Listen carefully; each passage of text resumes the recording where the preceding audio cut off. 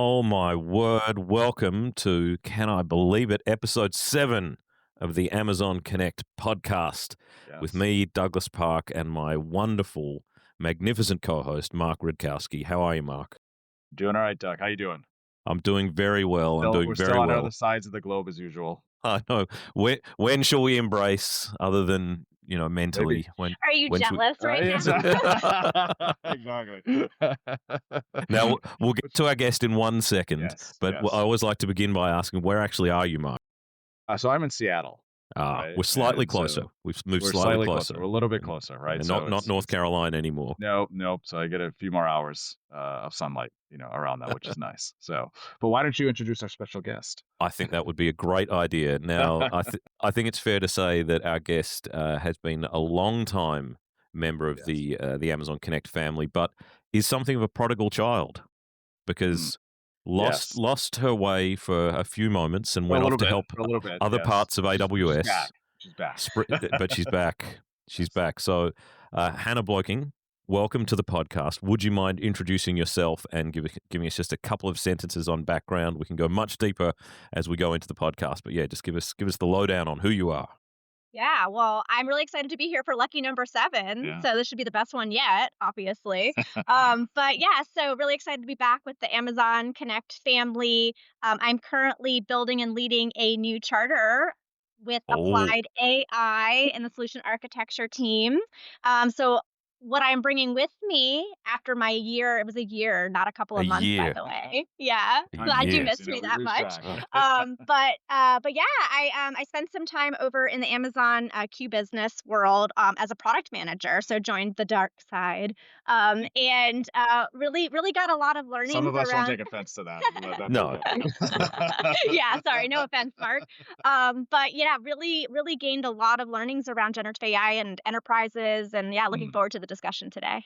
Yeah, and I think we can always use that in any team in Amazon, getting some ideas of what other teams are up to and what's happening elsewhere in the business.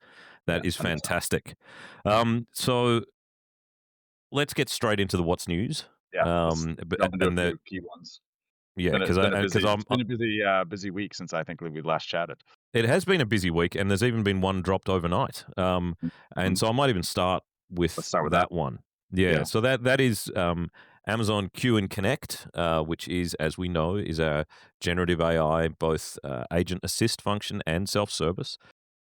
Now, not only allows you, Mark, hold on to your hat, not only allows you to modify and create your own prompts, both for pre-processing and Right. for answer generation, Yeah. but you can select which model, Mark. You can No select way. which model you want. Simple come drop-down on. list. Yes. That's All all within the UI. So the business user can go in, can experiment, maybe you want something faster and quicker, like a Nova model. Maybe you want something longer and more verbose, like a Claude model. And also, I notice you can tell which ones are going to use cross-region inferencing as well. So if you really want to make sure it's staying in country and you're not risking any of your data, you can make sure that that's going to happen without having to raise tickets or anything like that to get your data staying local. The other one, and I think I might let you tell me your thoughts on this one because this came out a few days ago, and I noticed it getting a lot of love on LinkedIn. It is. And Yes. that is the metrics for the contact flows, or flows as we call them these days. Yes. So yeah. that is, how are your flows performing? Which choices are being made? So how are you seeing this impacting customers, Mark?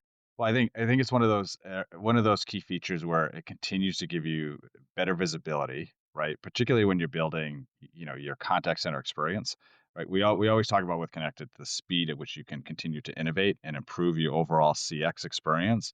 And this is one of those releases that really starts to give you even more in-depth view into how your contact center is performing. And I think this is one of those things that you can it just gives you another flywheel, right? That you can just continue to optimize, right? As part of Connect.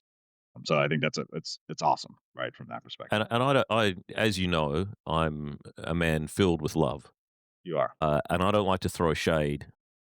Well, I like to throw it as rarely as I can, but I'm going to do it. And I'm sorry, Hannah, you're going to see me go a little catty here, but I think historically in the contact center space, we've been really good at and I'm not talking about us as Connect people, I'm talking about contact center people, really good at focusing on agent reporting and agent Mhm, optimization, mhm, and maybe a little bit all right at the contact reporting and the customer side. But mhm. how our actual contact center is performing has been totally mysterious to us. Where are people actually dropping out of our contact flows? What are the Mhm, effective flows? What mhm. choices are they making? It's just been I Well, it was think a the little route it's hard. It working. was a bit harder to do, Doug, right? I mean, Sure. just some of the logging, right? Like you had to do a lot of heavy lifting to go figure that out, right? Yeah, In you terms of, effectively had to build it yeah, yourself, creating kind of, yeah, more attributes or and less. then yeah. Yeah. And so I think yet again we are um, creating, I guess, a new category as part of the contact center as well. Not only improving on what's come before, but this is an area where people maybe had become so accustomed to not even knowing about this stuff they didn't thought Mhm, that they wanted mhm. to know about it. Yeah. And now the ability to actually optimize not just your customer experience, not just your agent experience, but now the actual functioning of the contact center itself brings us one step closer to that self-healing contact center that we're all dreaming of as well. Yes. Yes. That is the dream, right? That is the dream for That all is of the us. dream. That is the dream. Now, and these two, they're the two big releases, and we can go into some other ones as well. But I think I'd like to talk also about one that's not really a feature release, but that is within the market or within the analyst market, I suppose. The Gartner Magic Quadrant has been released Yes. for Mhm, this year or mhm. for last year. Yeah, so one of the things, we work with a couple key analyst firms, right? And part of that important is to ensure that customers understand where we stand in terms of, in relation to the CCaaS market overall. And Gartner is one of those key, analysts Certainly is. evaluations that we participate in, right, as a Yep. part of that. And it's great news, right, that we continue to be a leader in this rate, and that was essentially what came out. We bumped up a little bit from where we were last year, Hmm. which is great news. And that's we'll spend some time. I think we're going to have a follow up deep dive on this in terms of talking about why we're in this space. I mean it's pretty obvious to us, but that's an area that we'll dive into in terms of talking about that. But there's a bunch of LinkedIn coverage for folks who haven't seen it, and definitely take a look at that. We'll post the links as part of the podcast as well for folks. Yeah, awesome. And just one of the points that came up from last year's Gartner Magic Quadrant is one of the reasons the three of us are sitting here today doing episode 7 of this magnificent podcast. And I thought this criticism, we always like to be vocally self-critical at Amazon, and I thought they nailed us 100% on one point, and that is they basically said it's a great platform. Really don't get the word out there enough. You just Hmm. don't market yourself enough. You do a whole bunch of good Yes. stuff, and no one knows about it. And so Why? This is why we're doing the podcast, this right? is why we're doing the This is podcast. we are doing our bit, We're spreading right? the word. Providing awareness, right, to the amazing capabilities that Connect brings to our Yep, just customers. one more way for our customers to hear about what we're doing. Yes. Now, I think that's enough from us. I love hearing our voice, but I love hearing your voices too. oh, We stop it! sometimes get told we're great to for gym workouts or putting people to sleep. Yeah, we Definitely should going to be start. my next That's gym that. gym workout. There is actually an Amazon Connect ASMR channel as well that we run, but that's a separate thing. That's the helping people get to sleep. Now, Hannah, we want to come to you in a second, and Mark, I'll let you frame up the first question to get us into getting the conversation going. But I do want to give Hannah an opportunity to tell everyone that she is a much more famous podcaster than us, and Yeah. a chance to, in Yes. fact, promote her own podcast. So, Hannah, why don't you just spend a couple of minutes telling us about Oh, I that? wasn't expecting this. Yeah, well, very funny enough. So obviously a lot of what I am focused on for my day job is around AI. What I'm really passionate about is what AI can do and what it can unlock for people. But funny enough, my little side hustle that I do is very much focused on human intelligence, Mhm. and it's Mm. on imposter syndrome, which humans feel. I don't think AI are conditioned yet to feel imposter syndrome without a lot of coaching. But yeah, so it's really around imposter syndrome. It's something that I know know I myself have felt Mm. so many times throughout my career. So I'm really passionate about talking about it and helping other people talk about it and address it to ultimately kind of break through it. And I think one of the things that's really exciting about like looping it back to this discussion around generative AI is Mm. generative AI to me almost like levels the playing field because everybody's new to it. It's like completely no blueprint for how to do this stuff. So like I find so many conversations in the office right now around like I don't know what I'm doing. I think I'm the dumbest person in the room. I was like, well, I have a podcast you can listen to. It's called Imposter Talk by 4 Under 3. I think this pace with which things are changing at the moment. We just had our tech summit here in Australia, and the number of concepts with regard to generative AI that I thought I was across generative AI, and there was presentations on whole areas I was just hadn't even heard about. I was quickly sort of googling things as I was sitting there in the just trying to make sure I know what that is. Oh, right, that's what. So yeah, I mean, it's very easy to feel it, and it's extremely easy to feel it when you come. I mean, I certainly did when I started at AWS, and Oh, yeah. still Yeah. still today. I mean, there's just so Yeah. many smart people around who seem Mhm. so motivated, enthusiastic, informed, that it's very easy to feel like you're not keeping up. Well, I But I think it's that, and also we're seeing our jobs literally transform, Mhm. right? And I feel like that's another part is people are struggling with like, how do I manage this new world, Yeah, right? And absolutely. how And do I I, and I don't know that anybody really has that answer yet. yeah. But I do think that what I am seeing, and I know we'll get into it in our discussion, but like because generative AI like encompasses so much, like you said, you're across all of it, but you learn these things. Like people who haven't really dove into any aspects of it yet, because they're still earlier in their journey of generative AI, they kind of feel like it's like magic. And so that like leaves a lot of room for fear if it feels like this like black magic type of thing. But one of the things that I have learned throughout the years, I've really dove in and have been an actual practitioner and an owner of a generative AI implementation is like, it actually isn't magic. And it still very much relies on the quality of the operator. So, like, if people are just like leaning in and learning how to use these things, like, it's really just amplifying what people mm, do really well and teaching people how to ask really good questions to get really on-demand help, and, like, and the good questions are really what is the context that, any LLM needs to Mhm. help really be productive or to be useful, yeah. it's interesting that there's a larger sort of point to be made there about life in technology, isn't there? Where it's a bit like learning to drive a car. Once upon a time, and I know you guys gave up clutches years before we did, I I've miss but never I it, miss driven a clutch. yeah, I miss driving a clutch. yeah. Like that was I yes. But I miss the fact that you can't buy it. Like these days to find a car that has a clutch, it's like impossible. I Like think in yeah, yeah, Australia that's different, is right? it it's Don't they really? have it's a Okay. more little bit more, but pretty much Yeah. in the Yeah. last generation they've largely disappeared. Like maybe if you hire a van or something, it needs a Right. needs a clutch. But my I'm currently teaching my sons to drive as they come of age, and there's no real point in them learning to drive with a clutch because it's just like I didn't learn to drive on a car that didn't have synchromesh on the first gear. Like Well, to it's be honest, Doug, they're not gonna learn. They're not gonna even want to drive soon, right? They're just gonna. I mean, they well, can call that's an it. Uber, or it's gonna be a self-driving car, and they're not gonna have Yeah. to worry about it anyways. And to apply that same analogy to the world of technology, they have no real interest, or despite how much they're dependent on the internet and computers for how a computer works. I mean, these kinds of things are just a magical pane of glass, really. They obscure that there's a processor in there and there's a hard drive and there's memory and there's an operating system and all that kind of thing. So too with data networking. Like they are so dependent on the Wi-Fi at home, yet they don't have the faintest clue how it works. They don't even know the difference between the Wi-Fi being out and the internet being out. Like they're like They and and they can I just add. still They can just ask, an AI, and it'll tell them when well there's a problem, right? I How to upgraded solve it. to an Eero network not that long Mhm. ago for the magnificent Amazon Wi-Fi, and you just plug it in, it just starts working.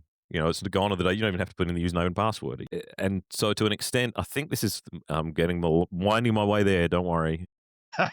This is why It's out of always these, it's always a little bit of a journey with Doug. yeah. So yes.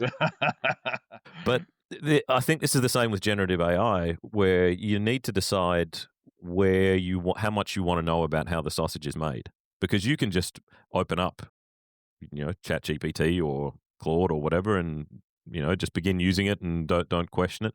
Or you can start to understand, you know, how it's made, and you can start to understand prompt engineering, and then you can go into, well, okay, agentic stuff and MCPs and all this kind of like, and It's I a think rabbit. You that's get to a rabbit hole really, really fast, right? and I think Yeah. this is an important part for our customers, and this is where I'd love to begin the discussion. Is that how do we begin in the contact center space and with Amazon Connect? Where do you think the real weight of generative AI is? Like, Hmm. what's the impact, and what's the most important part for a customer to think about, I guess.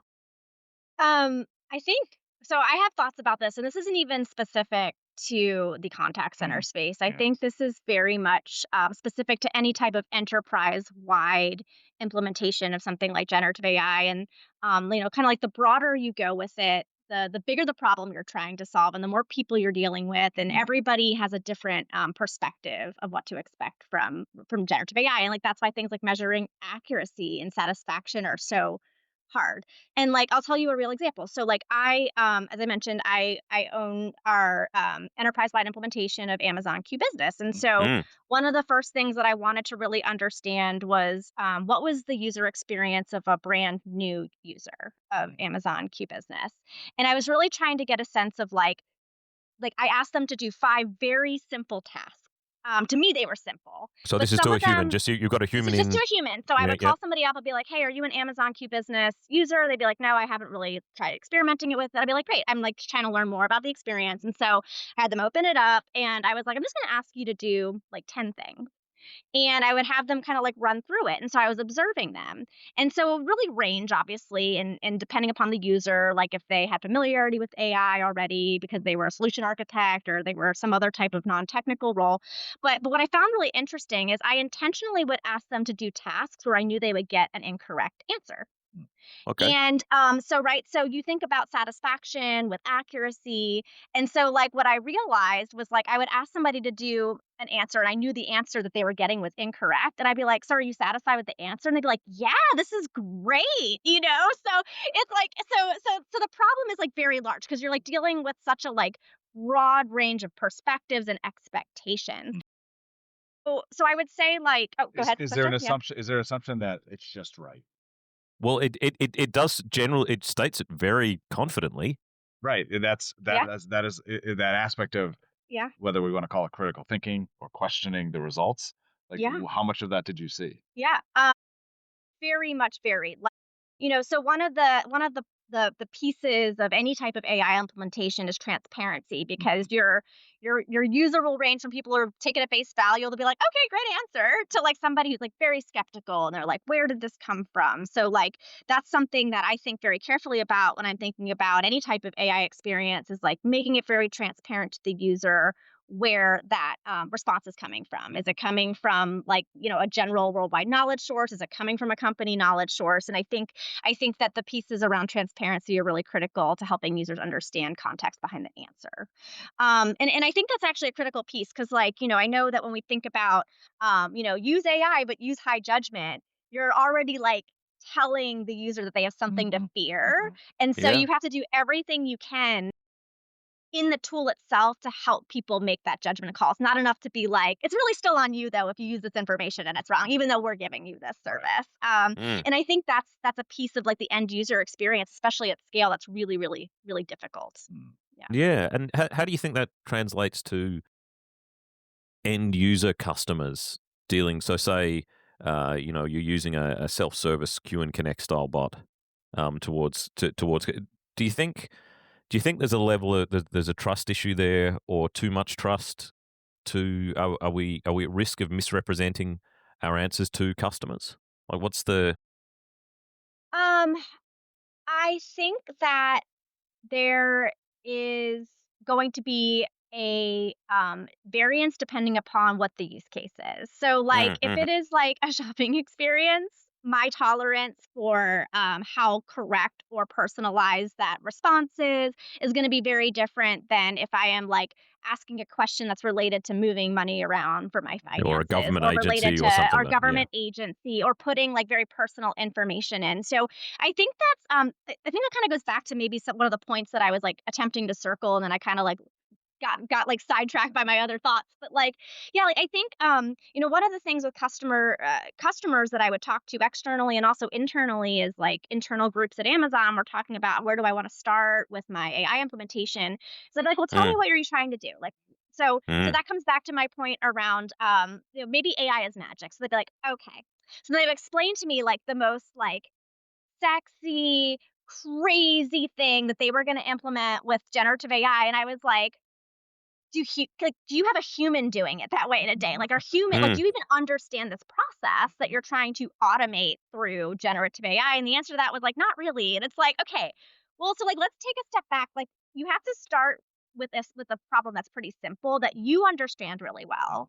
And then you pick a group of people that understand that problem really well so that before you Mm. start scaling it out and getting kind of these like unpredictable outcomes with unpredictable people, you have a controlled way of doing that. And I don't think that's like earth shattering when you think about like how any enterprise would roll out like an enterprise type of experience. But I think that when this generative AI excitement started and everyone started experimenting, it was like the race to who could Mm. do it the most the fastest. And then we kind of landed in this spot where now we're trying to like scale it back and figure out how to actually solve the problems we want to Well, solve. what we're seeing, and I'm certain this won't have made news in the states, but here the biggest bank, Commonwealth Bank, it was considering the size of their contact center, which is probably beyond 10,000 agents, I'd say, but they fired, I want to say 40 agents, but they stated in the press we're retrenching them because of improvements in AI. They Hmm. linked it directly. It's the first time someone said, thanks to generative AI, we're getting rid of these. Hmm.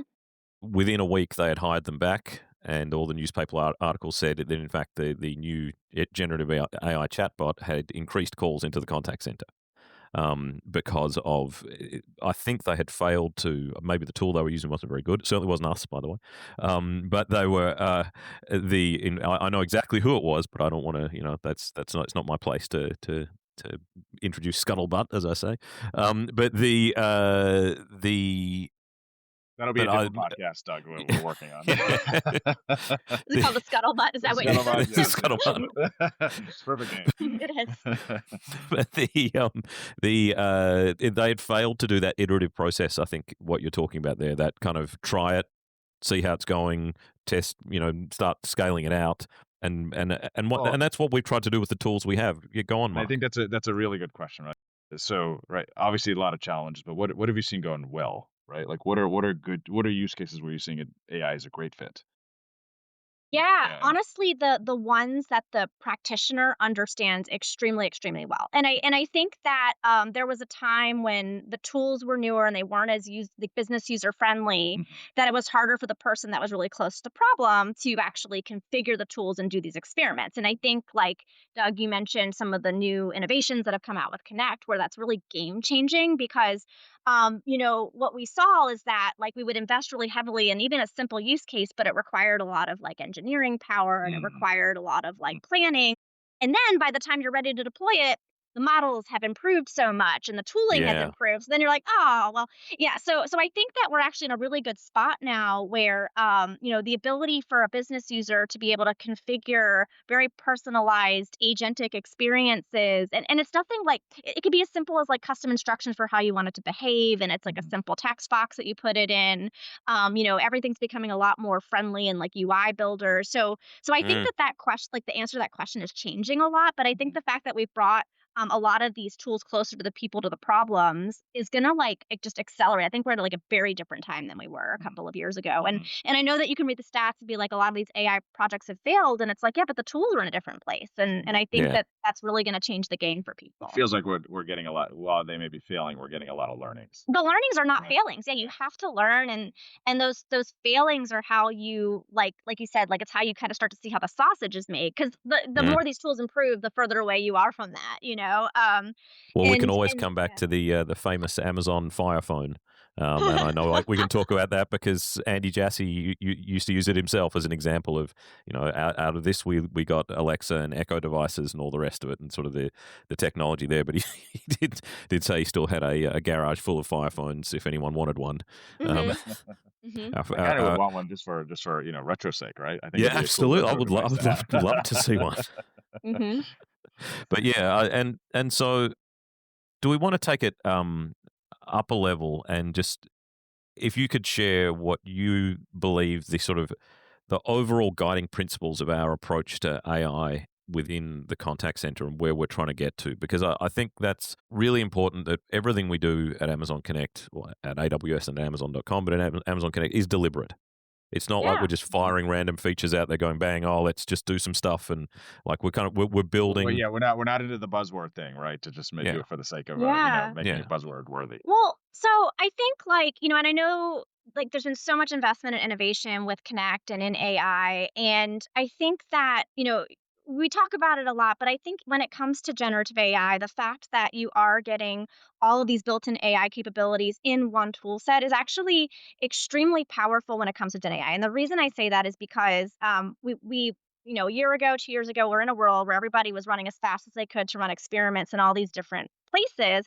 Well, now that you have this like crazy, insane enterprise full of different experiments, and it was before like MCP, and so that wasn't even a Hmm. thing people were thinking about how they were all going to integrate together. And now we're like having to go back, and like you said, the learnings are critical, but you're kind of re-engineering everything. And so I think the fact that it is, certainly there's like benefits to an approach where you have like different AIs for different use cases, but like I think the fact that it is all built into one solution is really differentiating. And then I think like also the phased approach which Amazon Connect has taken, which like kind of starting off with Q with Agent Assist, is very similar to what I was saying earlier. Like start with people who can actually get that contextual answer, also have a higher tolerance for like, oh, this may not be 100% accurate. So like you're really, tenured agents, for example. And then you start to look at like, just big data, because obviously generative AI is good for like, Hmm. sentiment analysis and those Sure. types of things, theming.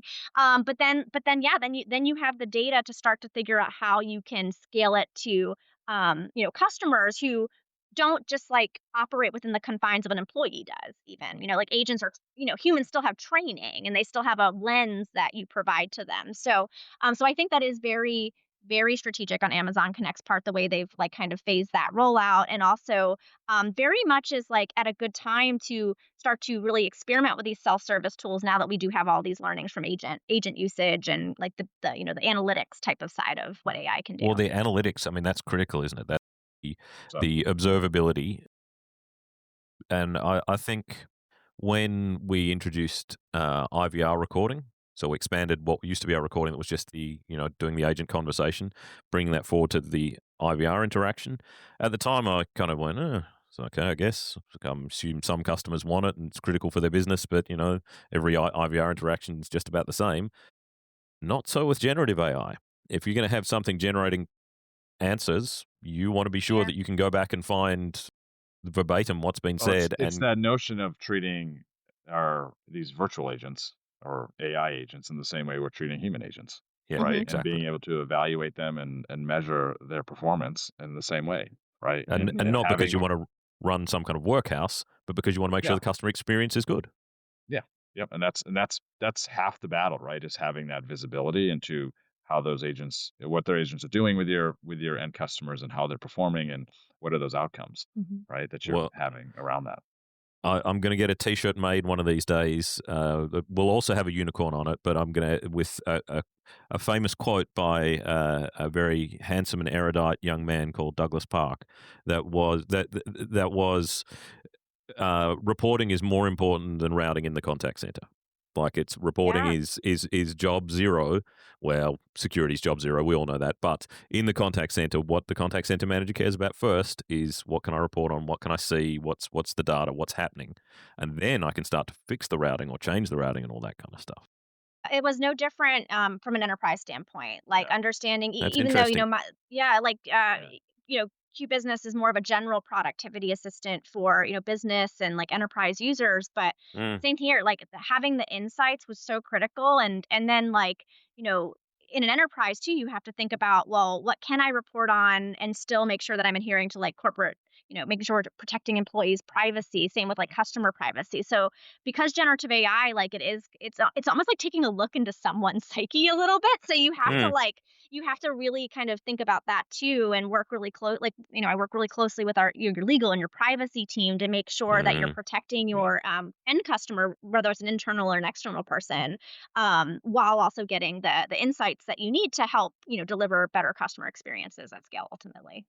And you've seen this, being used at the largest scale. hmm And so, like, what are some of those key learnings that you saw from that, right? In terms of operating Um, at that larger scale. I honestly, the key learning for me was that because there's still such an education, I'll call it an education gap around what generative AI does and what LLMs can do. A lot of features that came out very early on, and this isn't specific to Key Business. I noticed this with other, external tools as well, is like because models have limitations, we've built like little buttons to try and like solve for those things. Like, for Mhm. example, LLMs all have a knowledge cutoff. So that means that for use cases that require real time insights, we have to implement something in order to get that. And so we're like, great, we're just going to put this like thing on the UX and surely people will know what that means. And like, no. So, like, I think one of the biggest learnings was that like making the initial experience that people get into so it's not intimidating, so they don't see something and like, this is so much, I don't even know what to click on, I don't know what to put in, like, where's my information going, making that first experience so simplistic, and making it very clear that there's like one of three things that they can do, because Mm. it feels almost like once you kind of hook people into getting comfortable with like clicking something and putting a prompt in, then it's like it almost takes away this like fear of getting people engaged, and it was really just like that first moment that's so critical to capture people in. Yeah. It's the analogy I've heard is it's the button, The one the button. one Yeah. button analogy, Yeah. right? Like that's Mm. how simple it is now, right? Like Mhm. it's Yeah. that, and people now are just getting used to that. That's like almost a UI paradigm at Mhm. this Yeah. point, right? When it comes to AI, it's like, what is the task? It's one button, right? And that's how simple it is right now. I always want to come back to whenever we talk about generative AI though, because I think this is important that, and Mhm.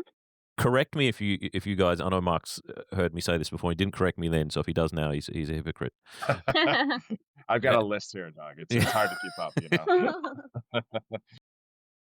the, I think we are taking at Amazon Connect, rather than that horizontal view of generative AI within customer experience, that okay, we're going to try and solve this with a bot up front that does everything and knows, and only then when it fails do we then fall out to a human who's then going to try and sort that problem. And it's more of a vertical view where sure you can do the bot experience that can be self-service, but ultimately the tools that are going to be available to the human are going to be the AI agents are going to go off and do all the tasks you need it to do. For instance, the agent call comes in, the agent, for want of a better term, hits that one button and it goes and it authenticates you. It goes, checks your credit limit, your product history, whatever that is, case history. But the agent is still providing that human interaction, the empathy with the customer, because I think the first thing everyone thinks of is, oh, we're going to get rid of all the contact center agents. When in actual fact, the recognition that is still there or should still be there, that most of the time when I call you, I have already been to your website and I couldn't solve my problem. I've already been to the app. I have a problem, or I'm highly anxious, or there's a time dependency. I mean, there was one time where my mother was disoriented and lost in the Charles de Gaulle airport in Paris, and she had been lost in customs for like an hour and a half. I We've did all not been want to there. speak to a Yes. bot at that moment. I wanted to speak to a human who felt my sense of urgency about finding my elderly mother. But the point there being that we're not trying to, well, yes, what I was trying to say was that when you call, I want to talk to someone. I don't like, I've taken the time to actually dial the number and sit in the queue, however long that is. But so that it's not an either or. That agent is still going to have all the power of generative AI to support them. I mean, Mhm. you are intimately involved with Q at all levels, both Connect and Q for Business, and all that can do for the agent. But then on top of that, the summarizations and all these kinds of things. So I'm interested to know whether that aligns to your thinking, then that flowing into the back office as we're seeing with cases and tasks and being an orchestration layer for the whole business. Is that really? Do I have my head screwed on straight there, or am I? And I'm happy. I have a very thick skin. You can tell me I'm full of nonsense. Oh, this question was to me. That was a question, yeah. Oh, sorry, I I have an wasn't sure. opinion, but I wasn't but sure. I know you if tuned it in. was Mark. I assume no one's still listening to the podcast at this point. We're a full 5 minutes over, but Well, carry on. That was a lot. It was a long road. Oh no, I got to get better. Yeah.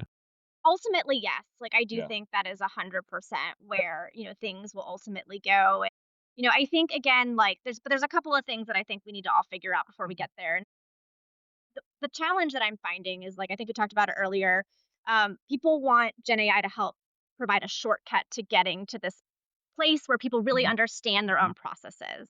Because like especially in enterprises, like things move so fast and it's really hard if people haven't been diligent about documenting things and documenting things as they get updated along the way. Yeah. It's like it's hard. So I think like we just have to like be honest with ourselves that we will get there, but like there's some like unsexy work that needs to happen first. And some of that is just like making sure that you fully understand your own process. Because what is an agent? It's like a newborn baby that you have to like take to a college level education on a topic. And if you don't understand it yourself, you can't do that. So like when you talk about like hallucination, what I found is like, yeah, these LLMs do hallucinate, but it's because there's they don't have the context. So they're just like making up something that sounds right. So you have to provide the context. And I think that's where these like enterprise generative AI solutions are really, really critical and getting them right and like taking the time to get your data right because no LLM is ever going to be able to solve for your enterprise data and it shouldn't, right? Like some things will never live outside of your company walls. So you have to figure out the right way to get that information. Well, and I think ultimately the contact center is going to be the main orchestrator, I think so right, too. across Yeah. that whole Mhm. CS experience, right? Mhm. And particularly to your point around the fact that I think it's going to be easy to start with these smaller specialized agents that are very focused on very specific domains, and Yes. that's right. And then the key is going to be how do you start to scale that, right? As you start to have to collaborate across multiple sets of those agents, right? Because I I think don't so. think that Yeah. the notion of having a small we're going to be dealing with more agents, not less, Agreed. right? Yeah. From that It, perspective, Mhm. and it's amazing how this always comes back to the 5 principles of why move to the cloud and how to move to the cloud, going way back to like when I first started, and it predates my time. Start small, experiment, Mhm. get it right, move Yep. on. There's no one big fix. And when it comes back to the security, agility, go global in minutes, I suppose.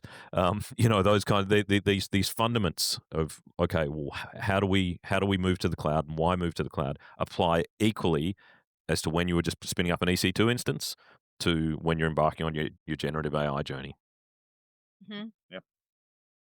And I would say like beyond just the process side, there's also the technology side. Like if you very similar to what you were saying, like if you truly want to immerse this into your enterprise, then you have to be ready for a lot of work around figuring out like I'd say the majority of the time that I spent was like not on these like fun, sexy problems. It was like authentication, like figuring out Mhm. authentication at such a massive scale with a lot of Yeah. different systems. Yep.